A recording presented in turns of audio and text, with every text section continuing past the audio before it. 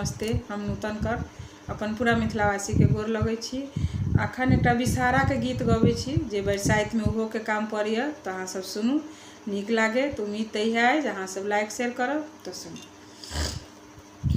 पिया के ने डसी है हमार हो नागराज, पिया के ने डसी है हमार हो नागराज, पिया के ने डसी है हमार।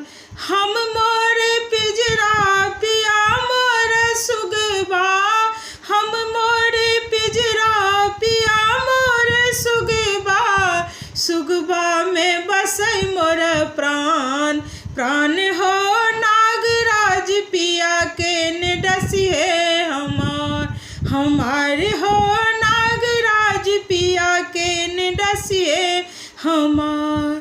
तोरो नारी सो तन मन धरती, तोरो नारी सो तन मन धरती, मोरो नारी सो सिंगार सिंगार हो